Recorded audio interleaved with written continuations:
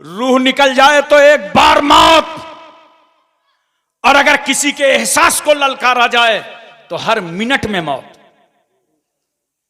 सहेली की बारात आई है, हाथों में मेहंदी लगी है, लेकिन बेवा सिसक रही है। अब तू किसी के घर की दुल्हन नहीं बन सकती, किसी के घर रहमत और बरकत बनकर नहीं जा सकती। बेवा रो रही है, मंसूबे खाक में मिल रहे हैं, इरादे पामाल हो रहे हैं, मुस्तकबिल की खुशियां कदमों का बोसा दे दे करके वापस पलट रही हैं और अपने खुदा से फरियाद कर रही है, मेरे मौला अगर मेरे शौहर का इंतकाल हो गया तो मेरा कसूर ही क्या था। ये समाज मुझे नहूसत की चादर में डालकर किनारे कर रहा है। याद रखो, पूरा मक्के का समाज बेवा को मनहूस समझ रहा था, मगर मेरा पैगंबर जिस रसूल की उम्र 25 साल की है, हमारी तुम्हारी उम्र जब 25 साल की होती है तो अपना ख्याल आता है, ऐसी ससुराल हो, ऐसी बीवी हो, मगर रसूल की उम्र 25 साल की हुई तो उम्मत की बेवाओं का ख्याल आया। और पैगंबर सल्लल्लाहु अलैहि वसल्लम खड़े हो गए, कहा मक्के वालों, अल्लाह का महबूब जलवागर हो चुका है, अब किसी बेवा को मनहूस ना समझा जाएगा।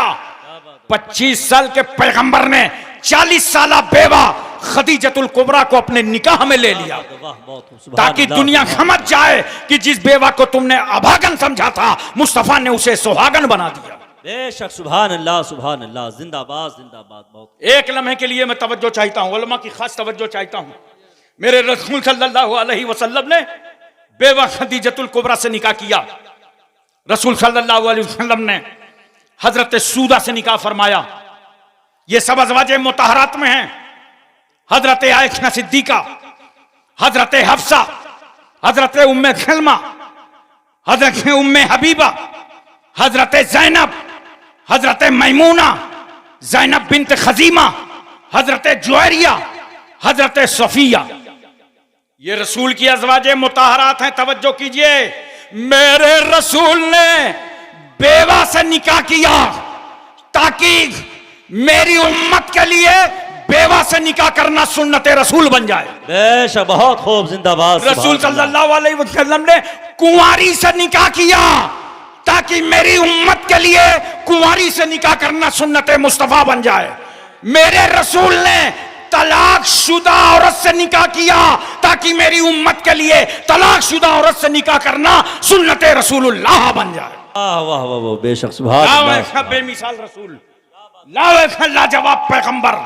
एक बात और सुनो मुसलमानों, यही तक नहीं, सरकार सल्लल्लाहु अलैहि वसल्लम ने 1,24,000 कमोबेश सहाबे किराम को पढ़ा लिखा करके तैयार किया, दीन की इशाअत के लिए, दीन की तबलीग के लिए, दीन के फरोग के लिए। लेकिन कुछ चीजें ऐसी थीं, उलमा की खास तवज्जो। दुनिया ने कहा था औरत जहन्नम है, मगर रहमत आलम सल्लल्लाहु अलैहि वसल्लम क्या फरमाते हैं, यह औरत अगर मां बन जाए तो इसके कदमों के नीचे जन्नत है। क्या बात है, सुभान अल्लाह, अरे जोर से बोलो सुभान अल्लाह, सुभान अल्लाह, सुभान अल्लाह। मां के कदमों के नीचे जन्नत है। दुनिया में कोई ऐसा धर्म नहीं, इस्लाम से बरगश्ता होने वाली बेटियों, मुर्तदा होने वाली बेटियों, किसने इतनी इज्जत दी है? मां बनी है औरत तो इस्लाम कहता है इसके कदमों के नीचे जन्नत है। बोलो, मां का यह दर्जा, मकाम, मनसब, इज्जत, आबरू, वकार बुलंद पाएगी? क्या अमेरिका ने बढ़ाया है? थोड़ा हूं हां तो करो। क्या अफ्रीका ने बढ़ाया है? एशिया, मलेशिया, इंडोनेशिया, सऊदिया, Libya, Cambodia, Korea, Mongolia, Maldives, Bhutan, Singapore, Burma, Barauni, Vietnam, Hispania, Romania, Bulgaria, Czechoslovakia, Yugoslavia, Tanzania, England, Highland, Thailand, New Zealand, आगालैंड, नागालैंड, गोरखालैंड ने बढ़ाया है। नहीं, मां के कदमों में जन्नत है। ये इंडिया की बोली नहीं है, ये तो हबीबे किबरिया की बोली है। सुभान अल्लाह, नारे तकबीर, नारे रिसालत, मसलके आला हजरत, मजहबे इस्लाम, सानिए गाज़िए मिल्लत, हजरत अल्लामा हाशिम कानपुरी साहब क़िबला, नारे तकबीर, सुभान अल्लाह, सुभान अल्लाह। हजरत जरा तवज्जो कीजिएगा, जिस इस्लाम ने औरत को इज्जत अता की, उस इस्लाम के ताल्लुक से कुरान कहता है, इन्नद दीन इंदल्लाहिल इस्लाम, बेशक दीन अल्लाह के यहां इस्लाम ही है। इस्लाम ने औरत को रहमत बनाया, इस्लाम ने औरत को बरकत बनाया, इस्लाम ने औरत को नेमत बनाया, और इस्लाम तो खुद ही बरकत बनकर आया है। इस्लाम इंसानियत का दीन है, मानवता का दीन है, बशरियत का दीन है, इखलास का दीन है, अखलाक का दीन है, भाईचारा का दीन है, मसावात का दीन है, अहिंसा का दीन है। ये इस्लाम ही का अखलाक था जिसने अबू बकर को सिद्दीक अकबर बना दिया, उमर को फारूक आजम बना दिया। बेशक सुभान अल्लाह सुभान अल्लाह। बहुत कहां हैं वो लोग जो ये कहते हैं इस्लाम तलवार से फैला है? बाजारों में बैठते हो, लोग इतराज करते हैं, गर्दन झुका के चले आते हो। इन उलमाए किराम की सोहबत में बैठा करो, इनसे दीन सीखा करो। इस्लाम तलवार से नहीं फैला, वरना मुझे जवाब दो। दारे अरकम में जब उमर इब्ने खत्ताब ने जाकर रसूलुल्लाह के कदमों पर कलमा पढ़ा था तो तलवार किसके हाथ में थी? अरे बोलो ना, उमर के हाथ में। तलवार भी लिए थे, मुसलमान भी हो रहे थे, तलवार भी लिए थे, कलमा भी पढ़ रहे थे। नबी की बारगाह में खड़े हो गए, नबी की नजर उमर पर, उमर की नजर नबी पर। नबी ने मुस्कुरा के पूछा, उमर क्या ईमान लाने की उम्र नहीं आई? यह सुनना था कि कदमे रसूल में गिरे। का सरकार पढ़ा दीजिए, अशहदु अल्ला इलाहा इल्लल्लाह अशहदु अन्ना मुहम्मदन अब्दुहु व रसूलुहु। तलवार से इस्लाम नहीं फैल रहा, जो तलवार लेके नबी के कत्ल के इरादे से गया है वो खुद मुसलमान हो रहा है। हमने कहा, ए उमर, बड़े जोश में निकले थे, गुस्से में निकले थे, क्या हो गया आपकी तलवार को? उमर कहते हैं, ये मेरे लोहे की तलवार थी जिसको नबी के अखलाक की तलवार ने टुकड़े टुकड़े कर दिए। हजरात, एक बात और बताओ, बड़ी बातें करने वालों, मैं यही तो समझाना चाहता हूं, खास तौर से मेरी बेटियां सुने और इस पैगाम को अपनी सहेलियों तक पहुंचाएं। आप अपने घरों तक ले जाएं ये पैगाम। इस्लाम जैसा बाबरकत मजहब,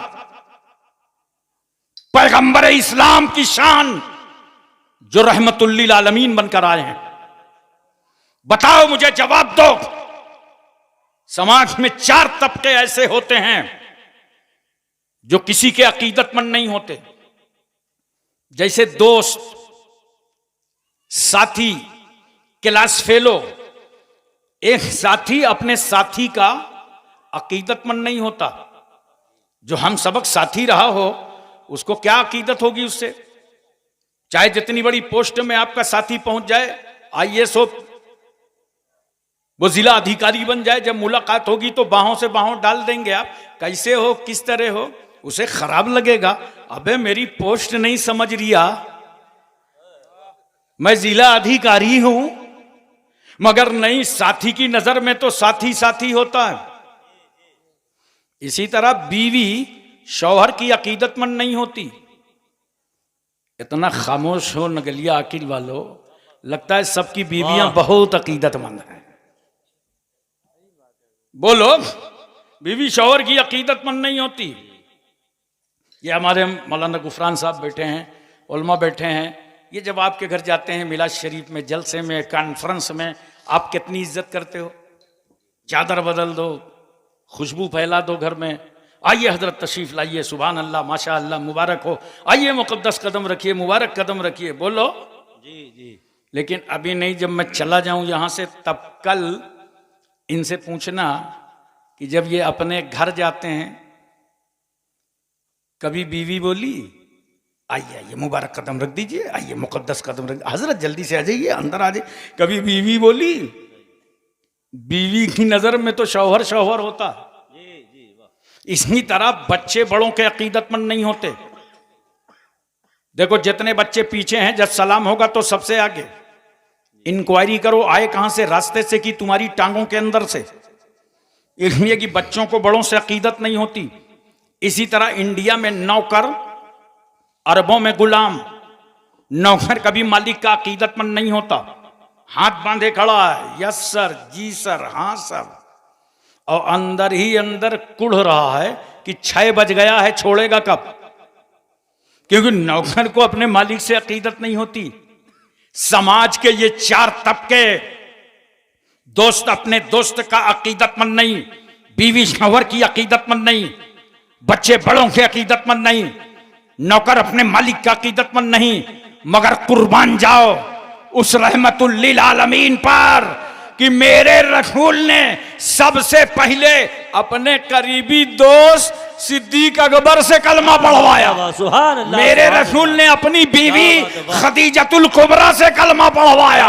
मौला अली शेर खुदा की उम्र कितनी है? आला हजरत फाजिले बरेलवी लिखते हैं 8 साल से लेकर के 10 साल तक की। नबी ने पूछा, अली रात में खदीजा को देखा था? हाँ या रसूल अल्लाह, ये हाथ का उठाना, हाथ का बांधना, हाथ का खोलना, पेशानी जमीन पर रख देना, या रसूल अल्लाह ये कौन सा सिस्टम है? पैगंबर फरमाते, अली मैं अल्लाह का नबी बनकर आया हूं, और जिस खुदा ने मुझे नबी बनाया है ये उसकी इबादत का तरीका है। मौला अली कहते हैं पढ़ा दीजिए।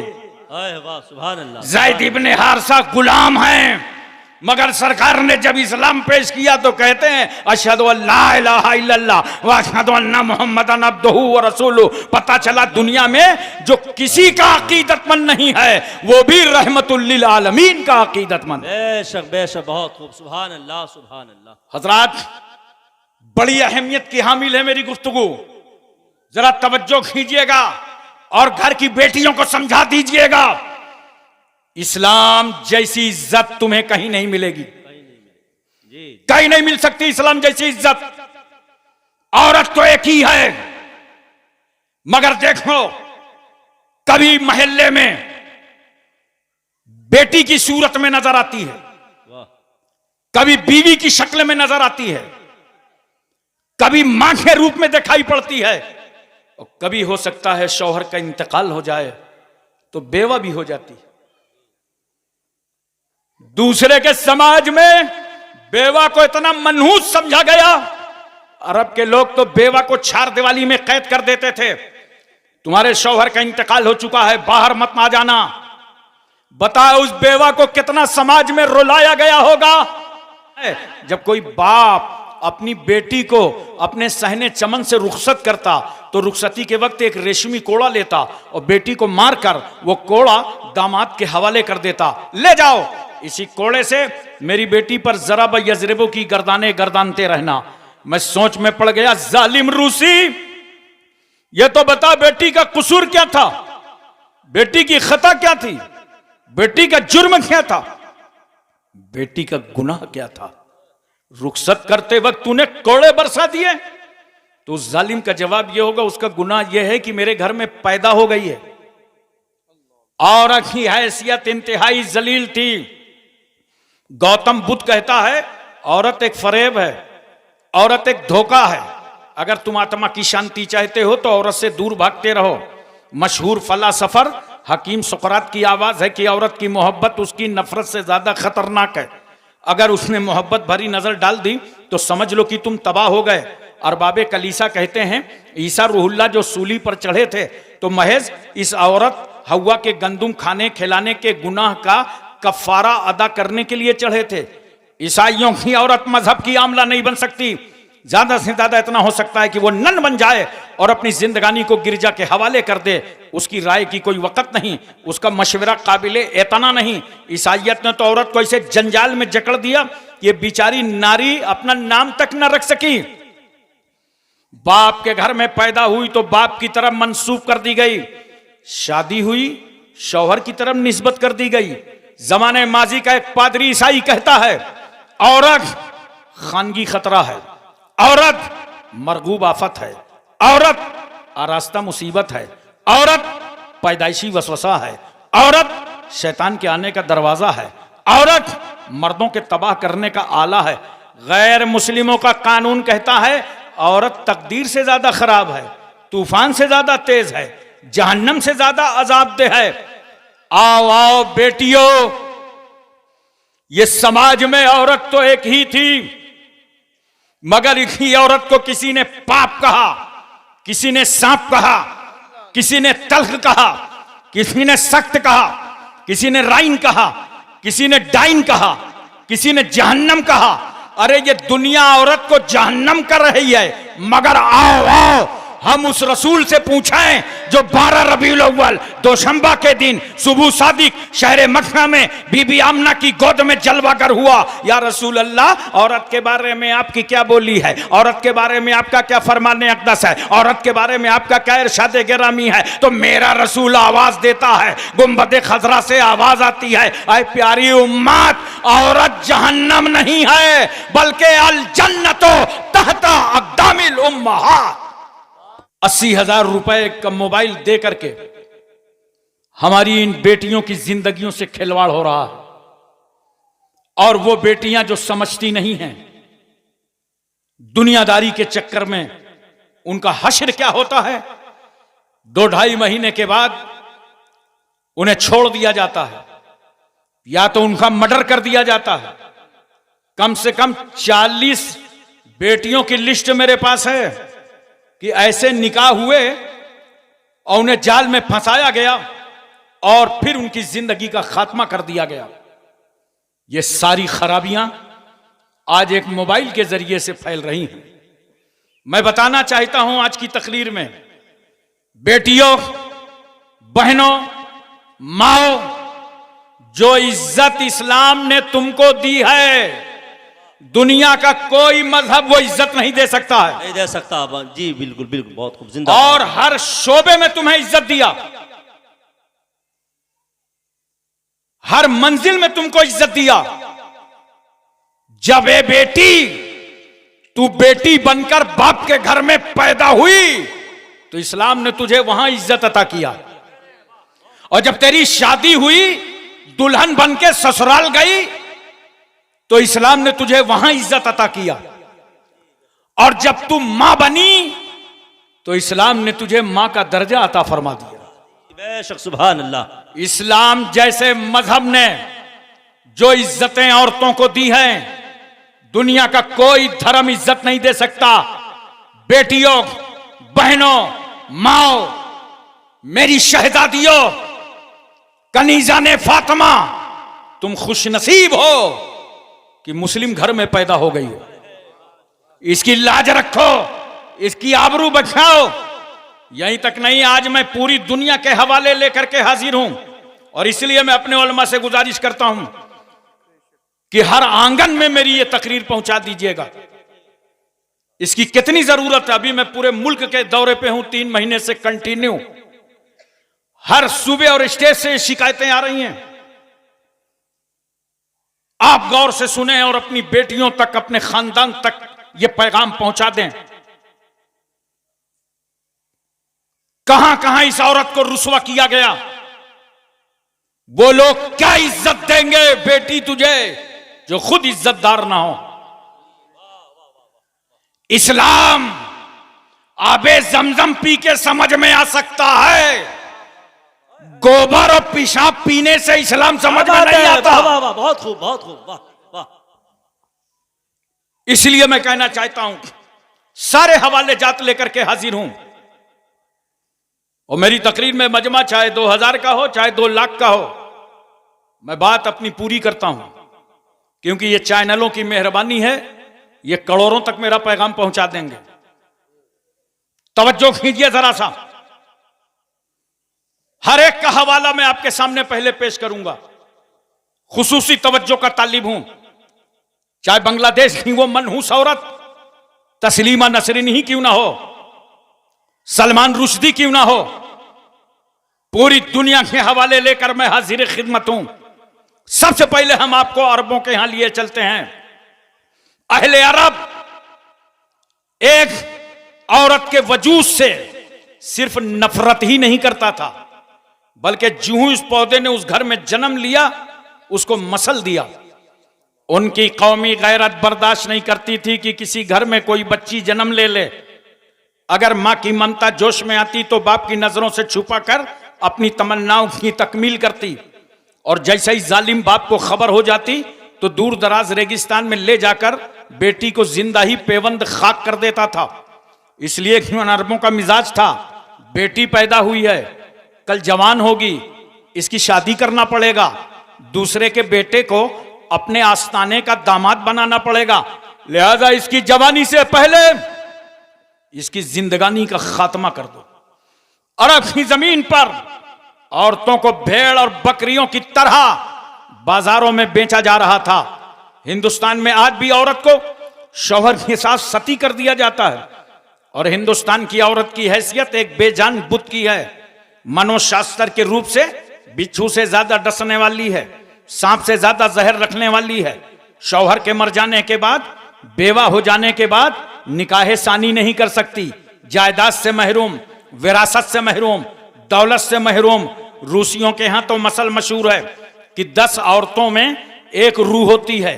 अतालियों का कहना है घोड़ा अच्छा हो या बुरा उसको महमीज की जरूरत है, औरत अच्छी हो या बुरी उसको मार की जरूरत है। स्पेनियों की शोहरत आफाक तहजीब में औरत पालतू बिल्ली से ज्यादा मकाम हासिल न कर सकी। ईरान का हाल चाल यही रहा। यूनान में कल भी गरीब अशखास अपनी बीवियों को कर्ज में दिया करते थे और वह रूस का बदतरीन माहौल हमारी नजरों के सामने है जिसमें औरतों की जरूरत पड़ती है। औरतों के कुछ खास मसाइल होते हैं जिन्हें औरत ही बेहतर समझा सकती है। देखो, नूरुल इज़ा से लेकर हिदायत में पढ़ डालो, हर किताबु तहारत में बाब बंधा होगा। बाबुल हैज, बाबुल निफास, बाबुल इस्तिहाजा। ये वो मसाइल नहीं। इन उलमा से पूछो कि जब अपने उस्ताद के सामने हमने पढ़ा तो आंख बंद कर लिया, उस्ताद ने तर्जमा कर दिया, आगे बढ़ गए, वो भी समझ गए, हम भी समझ गए। हमने जब अपने शागिर्दों को पढ़ाया, आंख बंद कर लिया, आगे बढ़ गए, दोनों समझ गए। कुछ औरतों के खास मसाइल होते हैं, तवज्जो चाहता हूं मैं, उन मसाइल को एक औरत ही बेहतर समझा सकती है। तवज्जो कीजिए, एक औरत ही बेहतर समझा सकती है। यही वजह है कि अज़वाजे मुताहरात ने रसूल सल्लल्लाहु अलैहि वसल्लम से हदीसें भी रिवायत फरमाई।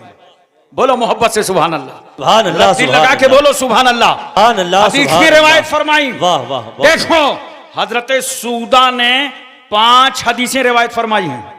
हजरत आयशा सिद्दीका ने 2210 हदीसें रिवायत फरमाई हैं। हजरत हफ्सा ने 60 हदीसें रिवायत फरमाई हैं। हजरत उम्मे सलमा ने 378 हदीसें रिवायत फरमाई हैं। हजरत उम्मे हबीबा ने 65 हदीसें रिवायत फरमाई हैं। हजरत जैनब ने 11 हदीसें रिवायत फरमाई हैं। हजरत मैमूना ने 76 हदीसें रिवायत फरमाई हैं। हजरत जुवैरिया ने 7 हदीसें रिवायत फरमाई हैं और हजरत सफिया ने 10 हदीसें रिवायत फरमाई। सुभान अल्लाह, सुभान अल्लाह, बहुत खूब, जिंदाबाद जिंदाबाद। वाह। नोट करो, अज़वाजे मुताहरात के जरिए भी मेरे पैगंबर ने इस उम्मत की औरतों और मर्दों तक इस्लाम पहुंचाया। वरना रसूलुल्लाह घर में हैं, जो पैगंबर फरमा रहे हैं घर से सुन के वही रिवायत करेगा जो रसूलुल्लाह के घर में हो।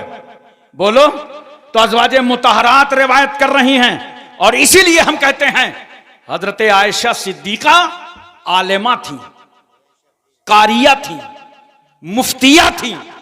सहाबाए किराम हजरत आयशा सिद्दीका से इस्तिफाजा किया करते थे। बोलो मोहब्बत से। और एक बात और सुन लीजिए, उनकी उम्र कम थी, तवज्जो चाहता हूं, उम्र कम थी, कम उम्र में निकाह हुआ, लेकिन रुखसती कब हुई? जब उम्र मुकम्मल हो गई। अरब के मुताबिक जब उम्र मुकम्मल हो गई तब रुखसती हुई।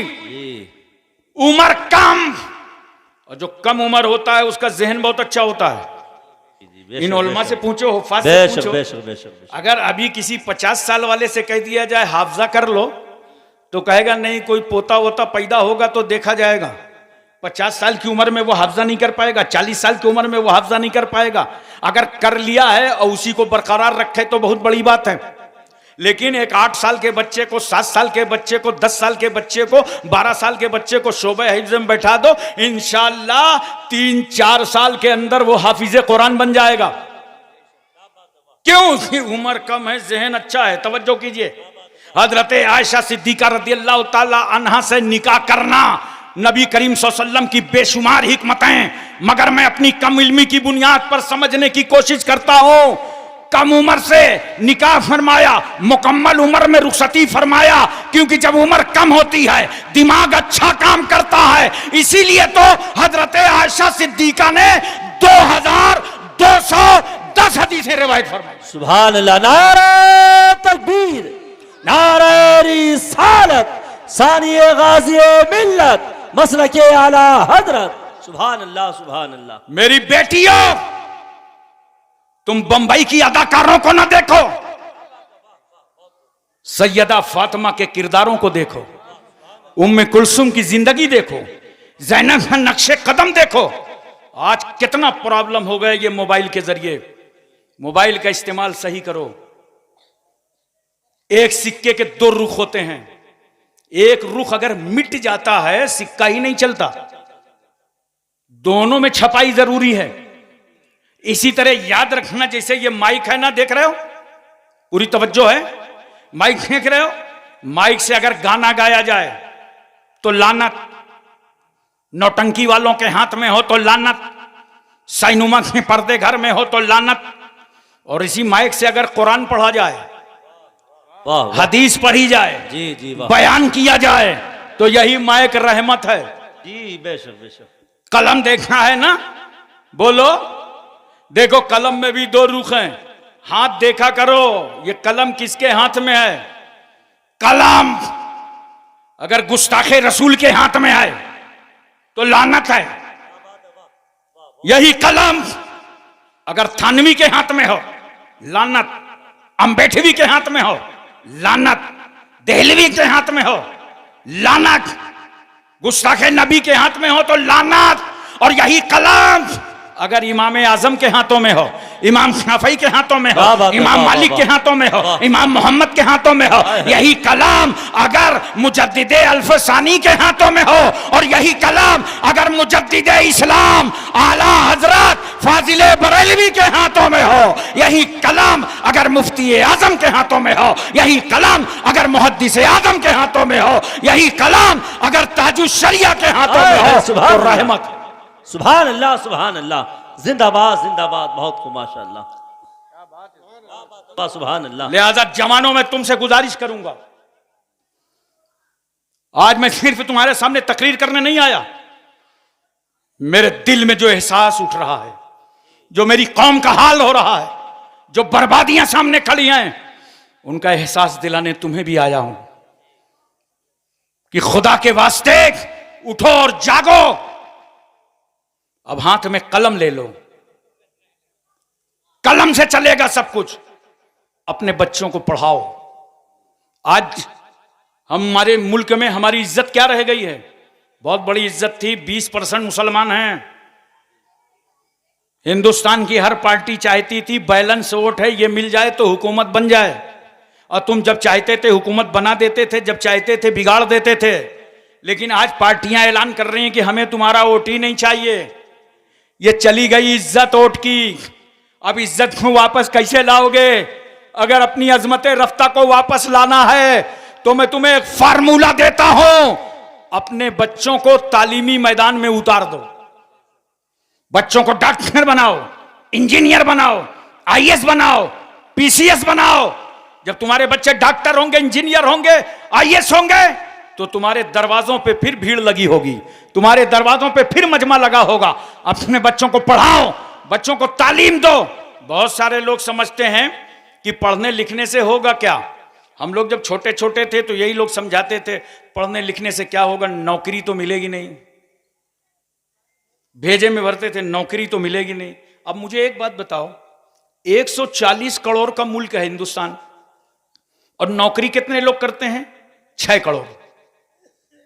तो क्या पूरा भारत नौकरी ही करेगा?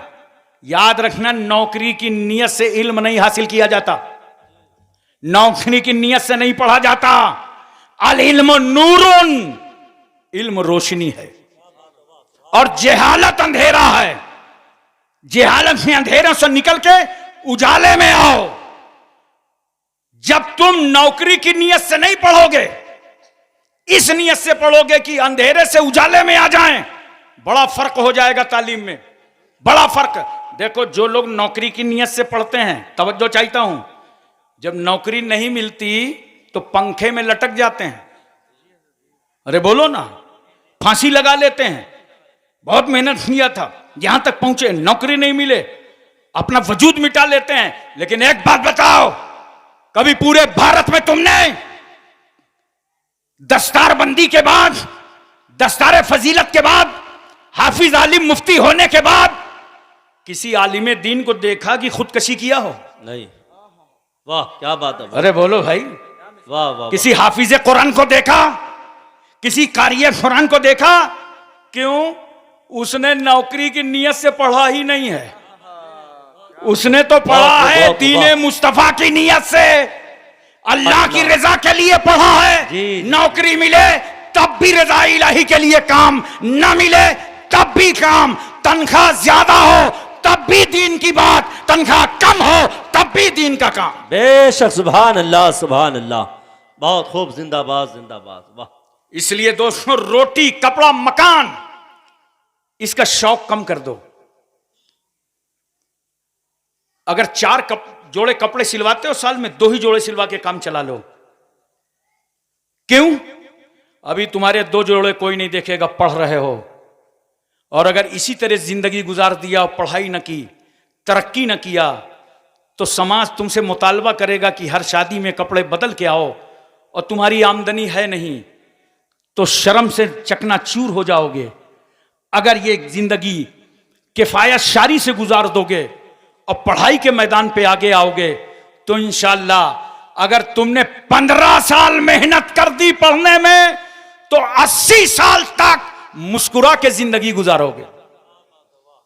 इसलिए पढ़ाई की तरफ रग़बत दिलाओ। और मेरा एक जुमला नोट कीजिए, वो जुमला नजर करने जा रहा हूं, जिसको मैंने सिर्फ इंडिया में नहीं, साउथ अफ्रीका में भी कहा था। इतना पढ़ो, इतना पढ़ो। हमारे यहां मुसलमान भाइयों में करते क्या है, हाई स्कूल तक गए, वापस चले आए।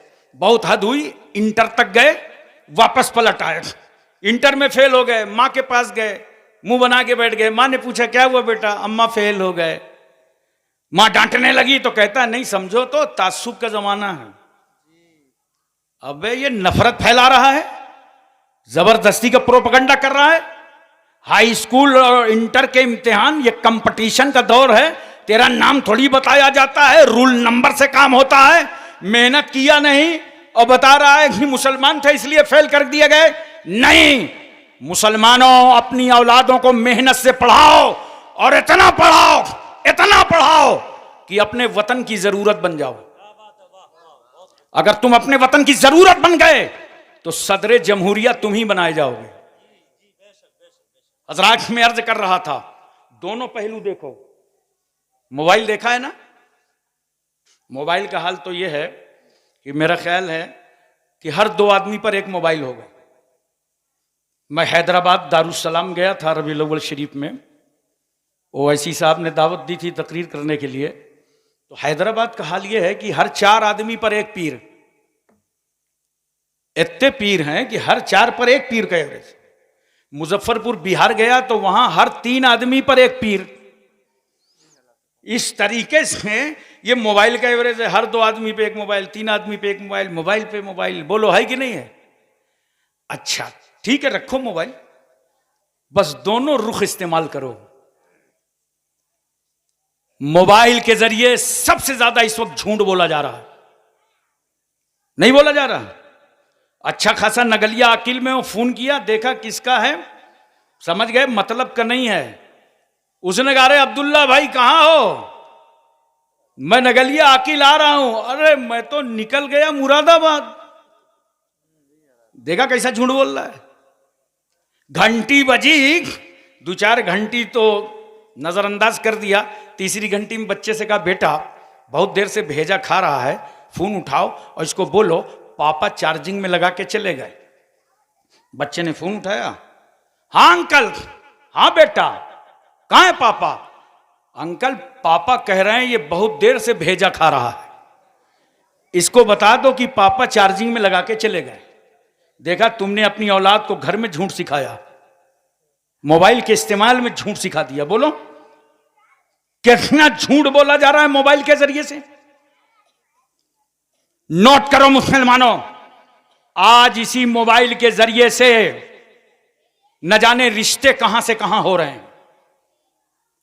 मैं चाहता हूं कि तुम अपनी बेटियों के हाथ में और बेटों के हाथ में बिला जरूरत मोबाइल मत दो। उनको अगर प्रोजेक्ट देना देखना है, निकालना है, उतनी जरूरत पर दो और पासवर्ड लगा दो। उसके बाद मोबाइल पर तुम खुद कब्जा कर लो, बिला जरूरत मत दो। रिश्तेदारियां बताइए रामपुर के इलाके में हैं। हम तो आपको नहीं कहेंगे, कानपुर की मिसाल दे रहे हैं। हम कानपुर में एक जगह निकाह पढ़ा रहे थे, बारात कहां से आई? भोपाल से। अबे हमने कहा तेरी रिश्तेदारी तो भोपाल में है नहीं, ये बारात वहां से कैसे आ गई? तो उसने कहा हजरत बस इज्जत बचाए रखिए, हम समझ गए व्हाट्सएप वाली है। बोलो ये सब हो रहा है कि नहीं हो रहा? तो ये क्यों हो रहा है भाई? घर में तुम अपनी बेटियों को नहीं देख सकते हो? गैर मुस्लिमों के साथ वो घूमने चली जाएं, उनसे शादियां कर लें, प्यार मोहब्बत की दास्तान बढ़ा दें। तुम घर में क्या कर रहे हो? अपनी अपनी गैरतों से पूछो। यह सिर्फ मैं रामपुर वालों के लिए नहीं कर रहा हूं, पूरे हिंदुस्तान के लिए मेरा पैगाम है। अपने घरों में क्या कर रहे हो? अरे जरा देखो, मोबाइल का इस्तेमाल जरूरत भर करो। सुनो, अगर इस मोबाइल से झूठ बोला जाए तो लानत, अय्याशी की जाए तो लानत, आवारागर्दी की जाए तो लानत, मौशका किया जाए तो लानत, और इसी मोबाइल के जरिए अगर मां बाप को सलाम कर लो तो रहमत, कुरान सुन लो रहमत, नाच सुन लो रहमत, दरूद सुन लो रहमत। तो अब पता चला मोबाइल का इस्तेमाल तुम्हें गलत नहीं करना, तबीयत के मुताबिक नहीं करना, बल्कि शरीयत के मुताबिक करना है। इसलिए लोगों मिजाज बदलो। और मेरा एक जुमला और सुन लो। लोग मीटिंगें करते हैं, तहरीकें चलाते हैं कि कौम की इस्लाह की जाए, कौम में सुधार पैदा किया जाए। मैं एक फार्मूला तुम्हें देता हूं। इतनी बड़ी कौम, 20 करोड़ लोग रहते हैं हिंदुस्तान में, कहां कहां जाओगे सुधार पैदा करने के लिए? एक बात याद रखो और ये तय करके जाओ इस जलसे से, ये अमानत लेकर के जाओ कि हर आदमी अपने अपने घर में सुधार पैदा कर ले। बोलो, हर आदमी सिर्फ अपने घर में सुधार पैदा कर ले, इंशाअल्लाह ये 20 करोड़ की जमात अपने आप सुधर जाएगी। अपने घरों में इनकलाब लाओ, अपने घरों में तब्दीलियां लाओ। बच्चों को नसीहत करो। नसीहत करते हो? कुछ नहीं करते हो ना। देखो, गौसे आजम रदी अल्लाह तआला अन्हु की वालिदा ने नसीहत किया था ना कि अकले हलाल सिद्के मलकाल, जब खाना तो हलाल खाना, जब बोलना तो सच बोलना। रास्ते में डकैती हुई, सबका माल लूट गया, गौसे आजम का बच गया। क्यों? बता दिया था सच्चाई के साथ। तो उस डाकुओं के सरदार ने पूछा था छुपा लेते तो क्या था? कहा छुपा लेता तो मां को हिसाब देना था। मां बोलती बेटा मैंने कहा था झूठ मत बोलना, तुम झूठ बोल के माल बचा लाए। डाकुओं के सरदार की आंख में आंसू आ गए, ज़ारो कतार रो पड़ा और रो के कह रहा था कि ऐ लोगों, इस शहजादे को अपनी मां को हिसाब देना है, ये झूठ ना बोल सका, हमें तो परवरदिगार आलम को हिसाब देना है। लूटा हुआ माल भी वापस आ गया, सबने तौबा भी कर लिया। यह है सच्चाई। जब तुम्हारे बच्चे घरों से जाया करे ना शादी में, ब्याह में, तो उनको कुछ नसीहत किया करो। ये नहीं कि बढ़िया लोफड़ पट्टी बना दिया, डिजाइन बढ़िया बना दिया, पाउडर ऑर्डर खूब लगा दिया। नहीं, जब तुम्हारा बेटा तुम्हारे घर से जाए तो उसको नसीहत करो, बेटे शादी में जा रहे हो, निगाह नीची करके जाना। अरे बोलो ना सुभान अल्लाह, निगाह नीची करके जाना। और बीच रास्ते में अगर कोई पत्थर पड़ा हो ना तो उसे उठा के तुम किनारे फेंक देना, उसे किनारे रख देना। देखो स्पेन का वो चौराहा मुझे याद है कि एक पादरी गुजर रहा था, उसने देखा चौराहे पे भीड़ लगी है। लोगों से पूछा ये मजमा कैसे लगा है? कहा मजमा इसलिए लगा है कि यहां से एक 80 साल का बूढ़ा गुजर रहा था, वो पत्थर पे टकरा गया, गशी तारी हुई, मर गया। पादरी ने कहा मरने वाले को मैं भी देखना चाहता हूं, चलो शौक से देखो। पादरी जब उस लाश पर पहुंचा तो उसकी आंखों में आंसू बह रहे थे और वो ज़ारो कतार रो रहा था। लोगों ने कहा क्यों रो रहे हो, क्या बात है? कहा रो इसलिए रहा हूं कि मरने वाले तू पत्थर से टकरा के मर गया। लगता ऐसा है कि इस रास्ते से कोई मुसलमान नहीं निकला।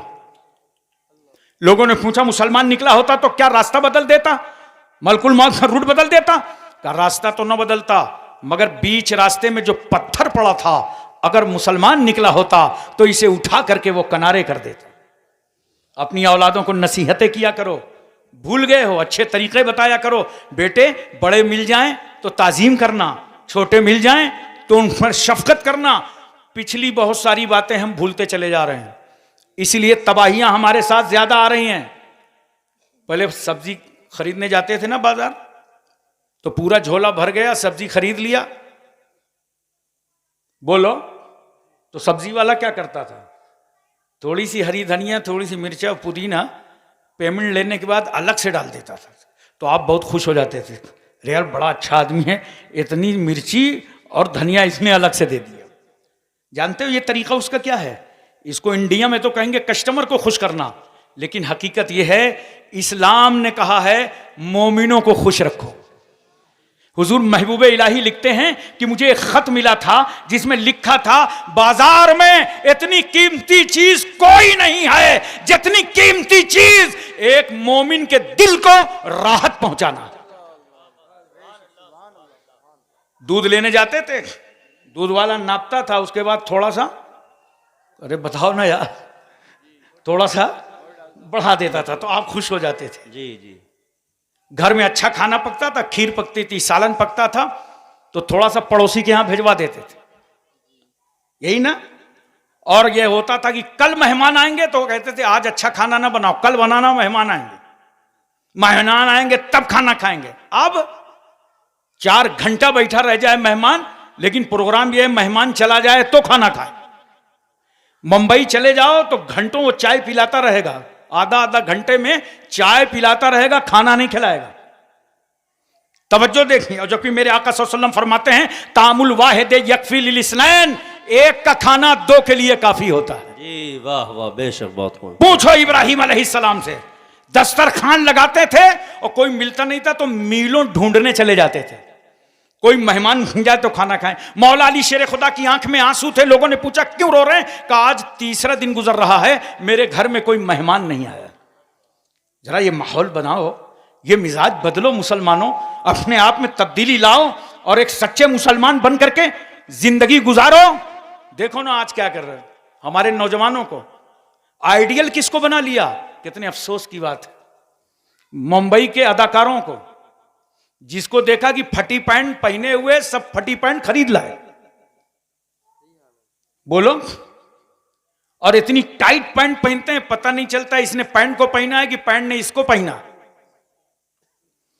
मैं कुरला आ रहा था भिंडी बाजार से, मुंबई से, एक बच्चा सामने खड़ा था, कहा हजरत मुझे भी ले लीजिए, मैंने बैठा लिया। मैंने पूछा कहाँ जा रहे थे, कहाँ से आ रहे हो? कहा वो कुरला तक जाऊंगा, शॉपिंग करने गया था, कपड़े लेने, ईद का वक्त आ गया ना। मैंने कहा ला तुम्हारे कपड़े देखें। जब कपड़े देखा तो उसकी आगे से पैंट फटी, तो मैंने कहा अबे तू तो ठग गया। तो जानते हो छोटा बच्चा था, ऐसे कर रहा था, यानी मुझी को बेवकूफ समझ रहा था कि ये पुराने आदमी है, समझते नहीं है। अरे किसको आइडियल बना लिया? तुम्हारे पास आइडियल हैं, तुम किसी गैर को क्यों बना रहे हो? बाल देखो नौजवानों को कैसे रख रहे हैं, दाएं से बाएं से आगे से पीछे से ऐसा उठा के रखे हुए हैं जैसे मुर्गी का झुआ, किसी समंदर का जजीरा। बाल 3 तरीके के रखना चाहिए और लिबास कैसे पहनना चाहिए। कल सुबह तुम होटलों में बैठोगे, लोग तुमसे पूछेंगे हाशिम कानपुरी आए थे, क्या बताया था, क्या समझाया था, तो कहोगे बहुत अच्छी तकरीर किया, लेकिन यार मेरी कुछ बातें याद करके वहां भी तबलीग कर देना, वहां भी बता देना कि हमें यह बता के गए हैं, हमें यह समझा गए हैं। सुनो, कपड़े ऐसे पहनो जिसमें तहारत में भी आसानी हो और इबादत में भी आसानी हो। बाल 3 तरीके के रखना चाहिए, या तो पूरे बाल कसर करा दो, या ताबदोश या ताबगोश, या तो कान की लौ तक बाल रखो, या तो शाने तक बाल रखो। ये बाल रखने का तरीका है। बोलो याद रखोगे, भूलोगे तो नहीं, सब जहन में रहेगा। आजकल तो मेरा ख्याल है अभी आपके यहां नहीं चल रहा होगा, खड़े खड़े लोग खाना खाने लगे। चल रहा है क्या? नहीं चल रहा ना? अरे अल्लाह का लाख लाख शुक्र है। खड़े खड़े खाना, उसको कौन सा सिस्टम बोलते हैं? Buffer system. मैंने बंगाल में पूछा था कौन सा सिस्टम, तो एक ने कहा बम्फर सिस्टम।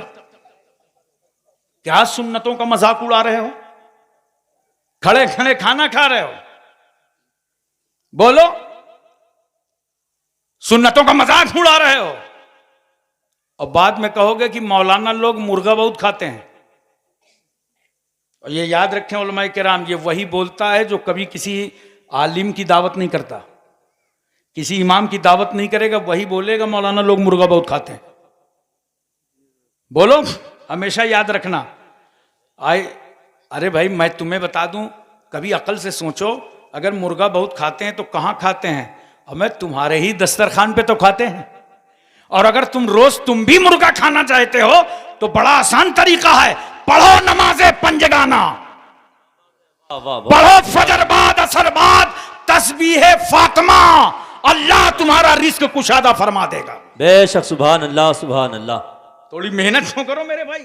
तो याद रखो, बाल रखने में, कपड़ा पहनने में, खाना खाने में, तुम किसी मुंबई वाले को आइडियल मत बनाओ। वो लोग उनको आइडियल बनावें जिनका इस कायनात में कोई आइडियल ना हो। हमारे आइडियल हादी अकबर जनाबे मोहम्मदुर रसूलुल्लाह हैं। हमारे आइडियल सैयदना सिद्दीक़ अकबर हैं, फारूक आजम हैं, उस्मान गनी हैं, मौला अली हैं, हजरत साद हैं, सईद हैं, तलहा, जुबैर, अम्मार, बुजर, Khalid bin Walid, Abu Ubaida bin Jarrah, Abdurrahman bin Auf, Suhaib Rumi, Salman Farsi, Bilal Habshi, हजरत अनस, अबू हुरैरा, अबू दरदा, अमीर हमदा। हमारे आइडियल सैयदना गौसे आजम हैं, ख्वाजा अजमेरी हैं, आकाए नक्शबंद हैं, मौलाए सोहरवर्द हैं, कुतुबुद्दीन बख्तियार काकी, महबूब इलाही, साबिर कलियरी, जिंदा शाह मदार, वारिसे देवा, मखदूमे के चौचा, मखदूमे जजमऊ, नसीरुद्दीन चिराग देहलवी, शाह जमालुल्लाह रामपुरी, मुनव्वर अली शाह इलाहाबादी, शरफुद्दीन याहिया मुनैरी, अलाउल हक पंडवी, अखी सिराजुद्दीन, मखदूमे माहिम, बाबा बहाउद्दीन, बाबा ताजुद्दीन, मखदूम शामीना, सैयद सालार, मसूद गाजी, सरकारे महरेरा। हमारे आइडियल इमाम अहले सुन्नत आला हजरत फाजिले बरेलवी। नारा तकबीर, नारा रिसालत, फैजान औलिया किराम, मजहबे इस्लाम, मजहबे इस्लाम, नारा तकबीर, सुभान अल्लाह सुभान अल्लाह, जिंदाबाद जिंदाबाद। बहुत खूब, माशाअल्लाह। इसलिए मैं अर्ज करना चाहता हूं, मुसलमानों, इस्लाम ने जो नेमतें दी हैं, कोई मजहब इस्लाम के सामने आंखें नहीं मिला सकता। देखो जरा सा, यही औरत का दर्जा इस्लाम कैसे बढ़ा रहा है। एक औरत है, अबू तुफैल सहाबी सरकार की बारगाह में मौजूद हैं। इतने में एक औरत आ गई तो अल्लाह के रसूल सल्लल्लाहु अलैहि वसल्लम ने अपनी चादर पाक बिछा दिया। अरे बोलो यार, सुभान अल्लाह, अल्लाह सुभान अल्लाह। वाह, अगल बगल चेक करो, कोई सो रहा हो तो उसके कान में बोलो सुभान अल्लाह, सुभान अल्लाह सुभान अल्लाह। वो औरत चादर रसूल पर बैठकर प्यारे रसूल से प्यारी प्यारी बातें करने लगी। थोड़ी देर के बाद वो औरत चली गई। सरकार ने पूछा, अबू तुफैल जानते हो औरत कौन थी? कहा, या रसूल अल्लाह हम नहीं जानते, मगर अल्लाह और उसका रसूल जरूर जानता है। ये वाह वाह वाह। अब यहां पे एक मसला और हल हो गया। जिन चीजों का इल्म तुमको ना हो, उसमें यह कहना अल्लाह जाने रसूलुल्लाह जाने, ये सुन्नते सहाबा है। सहाबी को हैरत है, कौन औरत है जो चादर रसूल पर बैठी है? हम तो इस मकाम पर आए तो महवे हैरत हो गए कि चादर नबी पे औरत बैठी है। वो चादर रसूल अबू बकर को मिले तो सर पे रखें, उमर तबर्रुक समझें, उस्मान गनी तबर्रुक समझें, मौला अली कलेजे से लगा लें। अरे जो चादर रसूल इस गुनहगार उम्मत के निजात का जरिया हो, वो चादर पर औरत बैठी है। मेरे सरकार फरमाते हैं, सुनो अबू तुफैल, ये हैं मेरी रजाई माँ, इनका नाम है दाई हलीमा। क्या बात है। रसूल ने बता दिया कि जब रजाई माँ की अजमतों का ये आलम है तो हकीकी माँ की रिफतों का आलम क्या होगा। क्या बात है, वाह वाह। एक शख्स पैगंबर की बारगाह में हाजिर हुआ, कहा, या रसूल अल्लाह मैंने अपनी माँ को कंधे पर बैठाकर 7 मरतबा हज्जे बैतुल्ला कराया है। क्या मैंने अपनी माँ का हक अदा कर दिया?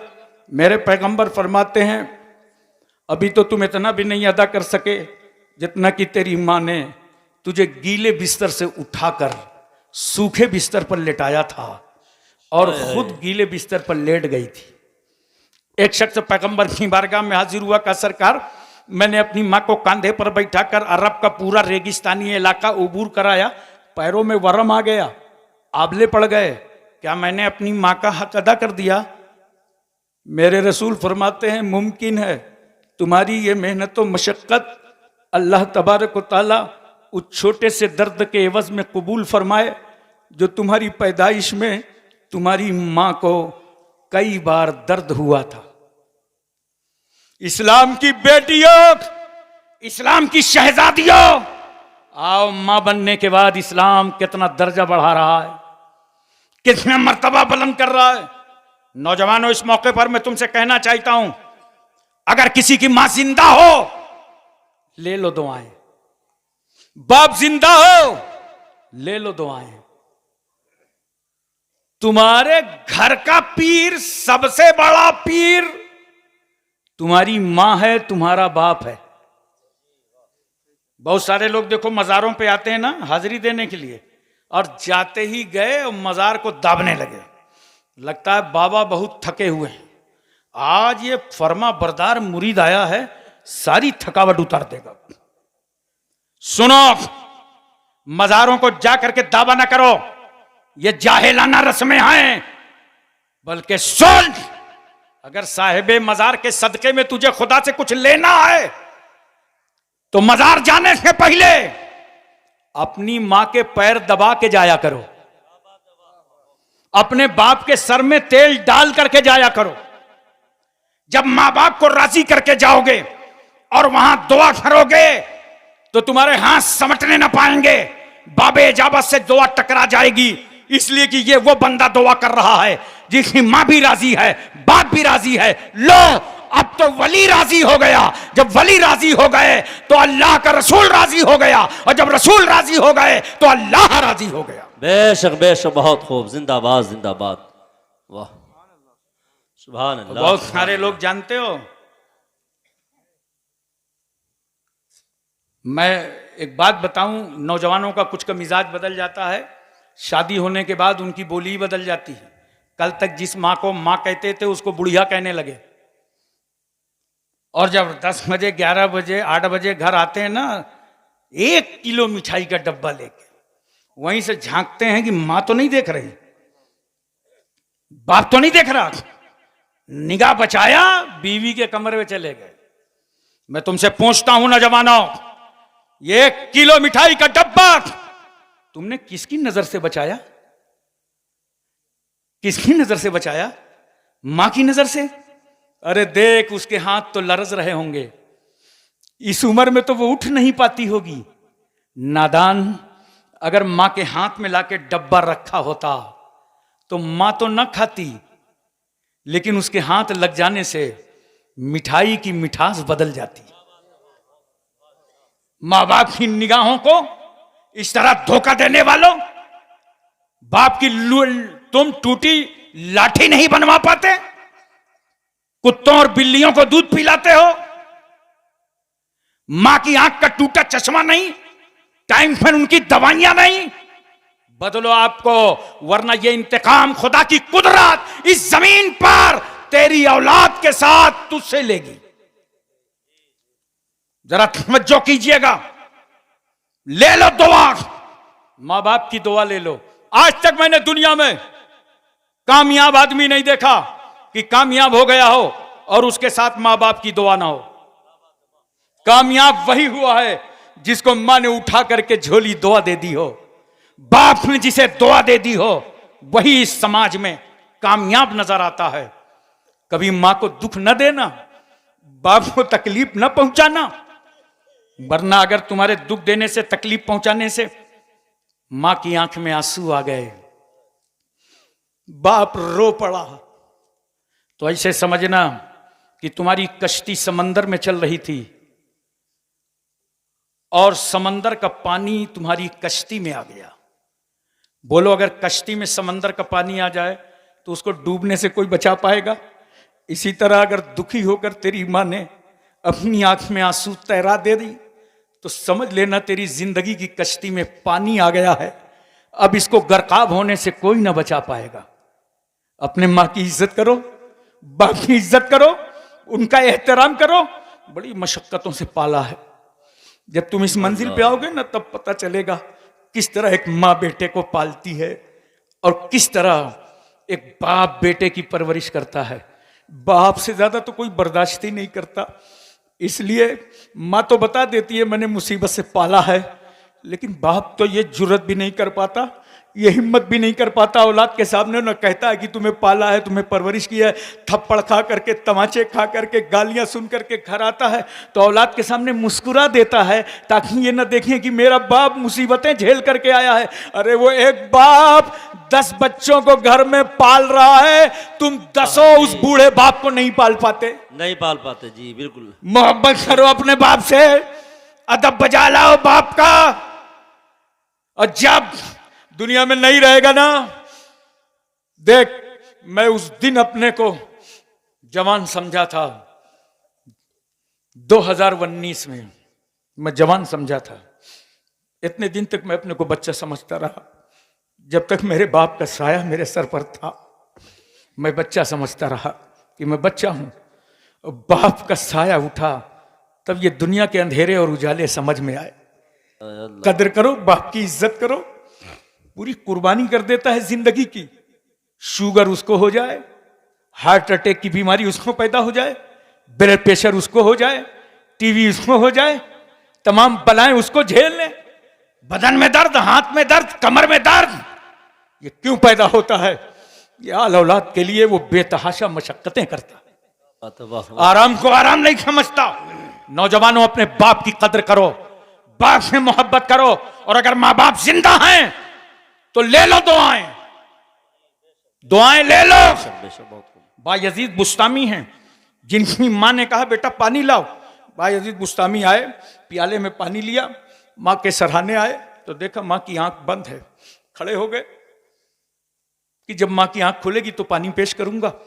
काफी रात गुजर गई, मां ने आंख खोला तो सामने वफादार बेटा पाया। बेटा बायजीद तुम? हाँ मां, आपने पानी मांगा था, मैं लेकर के हाजिर आ गया। आंख बंद हो गई तो मैं खड़ा हो गया। मां कहती बेटे तुझे सो जाना था। मां तो मां होती है ना जी। बेटे, कभी जानते हो बुखार तुमको आता है, दर्द मां महसूस करती है। महसूस कर। हाय मेरा नूरे नजर परेशान हो रहा है, हाय मेरा लखते जिगर बेचैन हो रहा है। बेटे तुझे सो जाना था। रात भर प्याले का बोझ लेकर के खड़ा हो गया। मैं मां हूं, मां और बेटे की मोहब्बत में कोई सियासत नहीं है, मकरो फरेब नहीं है जी, कोई दिखावा नहीं है, कोई रियाकारी नहीं है। मुसल्लिम सबूत मोहब्बतें हैं जी, खालिस प्यार है। मेरे लाल तू सो जाता, मैं जगा लेती, बेदार कर लेती। बायजीद बुस्तामी की आंख में आंसू आ गए। का इज्जत माब मां, रिफत माब मां, तकद्दुस माब मां, इस्मत माब मां। ये तो रात भर एक प्याले का बोझ ही लेकर मैं हाथ में खड़ा रह गया। ए मां, अगर मैं सर पटक पटक कर तुम्हारे कदमों पे मर जाऊं तब भी मैं तुम्हारे सारे एहसान का बदला क्या, उस छोटे से एक दर्द का बदला नहीं सह सकता जो मेरी पैदाइश में मुझे, मेरी पैदाइश में आपको कई बार दर्द हुआ था। अरे जो बेटे के रोने पर रोए वो मां, जो बेटे के सोने पर सोए वो मां, नींद की मिठास में गुम हो। बच्चा तड़प जाए तो मां नींद को झटक दे, रोते हुए बच्चे को कलेजे से लगाकर सफेद खून पिला पिला कर फिर सुला दे। हम गंदगियां देख कर ठहर नहीं पाते। वो मां रात रात भर उठाती रहती है। जिसने 9 महीने तक पेट में रखा वो मां, जिसने 2 साल तक अपनी छाती का दूध पिलाया वो मां, जिसने उंगली पकड़ करके चलना सिखाया वो मां, हाय इतना प्यार करने वाली माँ। दो लफ्ज बहुत मशहूर है समाज में, एक मौजू एक मोहमल। जैसे माँ एक मौजू मानादार है और वाह एक मोहमल है, इसी तरह पानी वानी, पानी मौजू है और वानी मोहमल है, बेमाना। मगर कुर्बान जाओ माँ की मोहब्बत पर। वाह देख माँ का प्यार जब तेरी जुबान से निकला वानी। तू बचपन में पानी कहां बोला था? जी वानी बोला था। माँ का प्यार देख, इस मोहम्मल को माँ ने मौजू बना डाला कि मेरा बेटा पानी मांग रहा है, मेरा बेटा पानी मांग रहा है। तू अगर आंगन में गिरा तो दौड़ी गोद में लेकर तेरे आजा पे तेल की मालिश करके, जिसने आजा को कुव्वत बख्शा वो माँ है। आए है वाह। जिसने रस्म में बिस्मिल्लाह खानी कराया वो माँ, जो तेरे लिए रोती रही वो माँ। और देख जब तेरी पैदाइश का वक्त आया, महल्ले की औरतें जमा हो गईं, देखें पैदा होना किसे है, लड़की है लड़का, आंख खड़ी है या चपटी है, गोरा है या काला है, समाज और खानदान ये देखता है। मगर कुर्बान जाओ उस माँ पर। जानती हो माँ क्या देखती है? माँ ये नहीं देखती है कि लड़की है कि लड़का है, गोरा है कि काला है, कैसा है।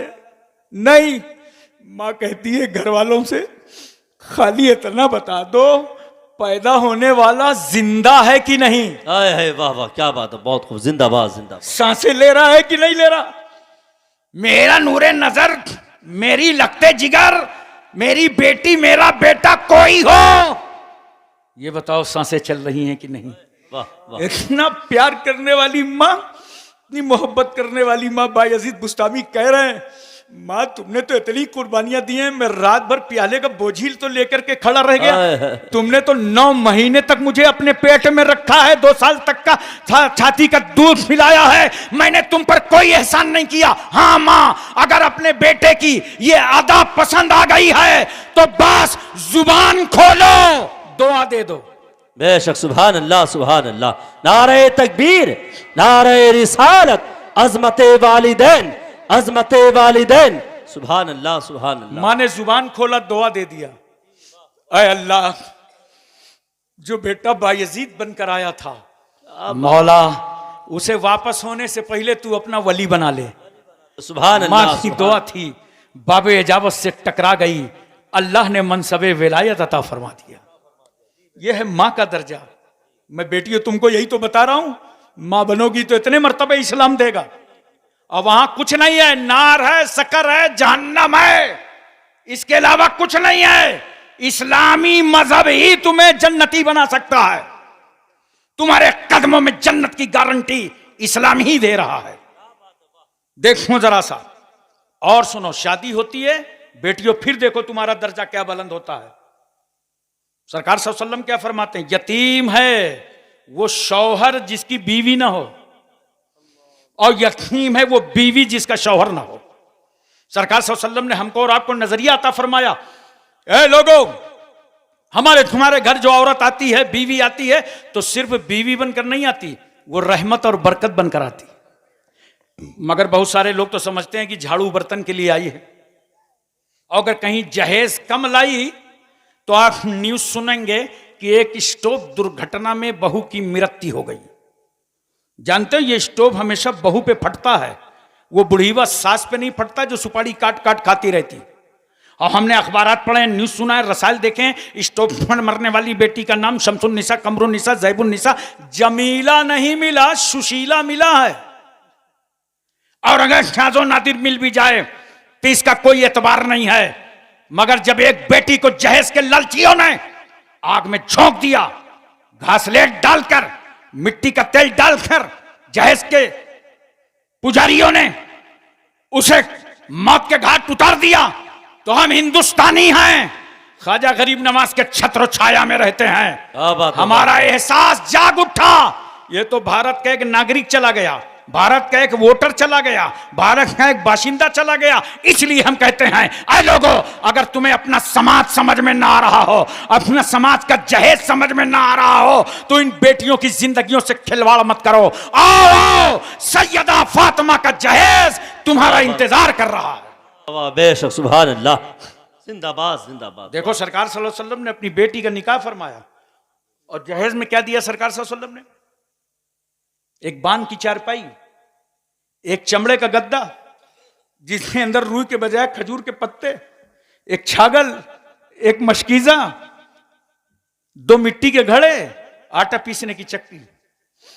ये मुख्तसर जहेज रसूल किसको दे रहे हैं? अपनी बेटी, सबसे लाडली चहीती बेटी खातून जन्नत को।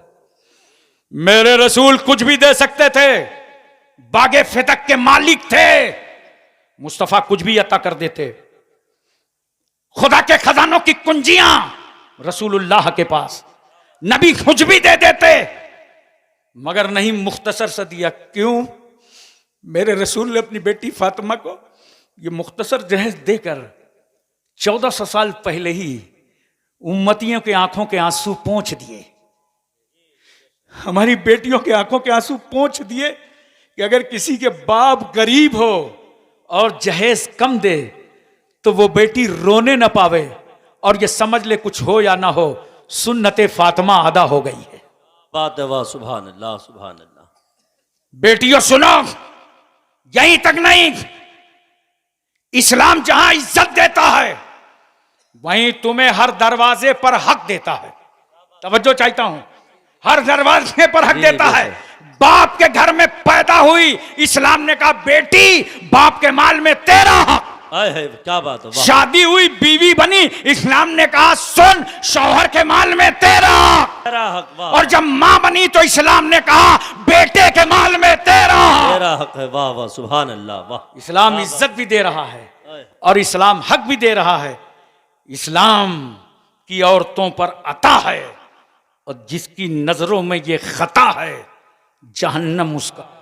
अगर ज़हनियत यही रही तो मुझे ये डर है कि इस सदी में, अगर ज़हनियत यही रही तो मुझे ये डर है कि इस सदी में न कोई अब्दुल हमीद होगा, न कोई अब्दुल कलाम होगा। 4 मिसलें और सुनिए मोहब्बत से, तवज्जो के साथ। वो चाहते हैं कि हिंदुस्तान छोड़ दें हम, वो चाहते हैं कि हिंदुस्तान छोड़ दें हम। बताओ, भूत के डर से मकान छोड़ दें हम? क्या कहने, वाह वाह, बहुत खूब, जिंदाबाद जिंदाबाद, वाह, बहुत अच्छे, वाह। बताओ, भूत के डर से मकान छोड़ दें हम? अब इस मकाम पे हाथों के आबले देखें, वाह वाह। अब इस मकाम पे हाथों के आबले देखें। पहाड़ काट लिया है, चट्टान छोड़ दें हम? क्या कहने, वाह, बहुत खूब, जिंदाबाद जिंदाबाद, वाह। पहाड़ काट लिया है, चट्टान छोड़ दें हम? है, वाह वाह वाह। 4 मिसरे और सुनिए। जी जी जी, बताओ बताओ। जिसको देखो वो दावा करता है मैं हिंदुस्तान का सच्चा वफादार हूं, और रूह निकलने तक दावा करता है, और मरने के बाद पाकिस्तान चला जाता है। तवज्जो कीजिएगा, हम भी दावा करते हैं कि हम पक्के हिंदुस्तानी हैं, सच्चे वफादार हैं, मगर अल्हम्दुलिल्लाह हम दलील रखते हैं। क्या कहने, वाह, बहुत खूब। हिंदुस्तान का सच्चा वफादार मैं ही हूं। ये मैं जो है ना, शैतान वाली नहीं है, इस मैं में पूरी कौम शामिल है। हिंदुस्तान का सच्चा वफादार मैं ही हूं। कब्रों से पूछ, असल जमींदार मैं ही हूं। मैं ही हूं, वाह वाह वाह वाह। कब्रों से पूछ, असल जमींदार मैं ही हूं। दरिया के साथ वो तो समंदर में बह गया। है, वाह, क्या कहना है, वाह, बहुत खूब, बहुत खूब। दरिया के साथ जी, वो तो समंदर में बह गया। अंदर में बह गया।